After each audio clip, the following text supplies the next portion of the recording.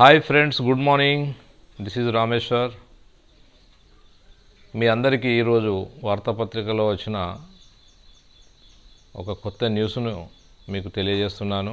ఇన్వెస్టర్లకు, అంటే కొత్తగా రాబోయే ఇన్వెస్టర్లకు మరియు పాత ఆల్రెడీ పోర్ట్ఫోలియోలో ఇన్వెస్టర్లకు కూడా ఇది చాలా గుడ్ న్యూస్. ఎందుకంటే ఈ తాజా సెబీ నిర్ణయంతో కొత్త ఇన్వెస్టర్లు పెరిగే అవకాశం ఉన్నది. ఆ విషయం మీ ముందుంచుతున్నాను. యథాతథంగా మీరు వినండి. బేసిక్ డిమాట్ ఖాతా పరిమితి పెంపు రూపాయల 4 లక్షల నుండి 10 లక్షల వరకు. పెట్టుబడులపై సెబీ తాజా నిర్ణయం.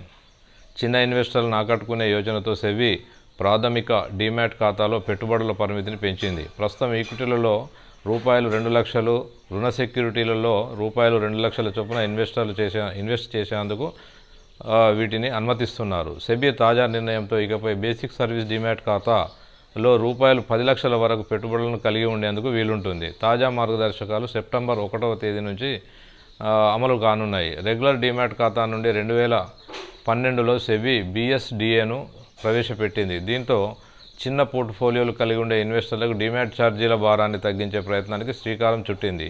BSDA అర్హత కలిగిన ఇన్వెస్టర్లకు రూపాయలు 4 లక్షల లోపు విలువైన పోర్ట్ఫోలియో ఉన్నవారికి డిమాట్ ఖాతా వార్షిక ఛార్జీలు ఉండవు. ఇకపై ఆపై ఉన్న 4 లక్షల నుండి 10 లక్షల వరకు విలువ గల ఖాతాలకు రూపాయలు 100 ఛార్జ్ చేస్తారు. విలువ అంతకు మించితే రెగ్యులర్ డిమాట్ ఖాతాగా పరిగణించి మామూలుగా ఇప్పుడు ఉన్న యథాతథమైన ఛార్జీలను వసూలు చేస్తారు.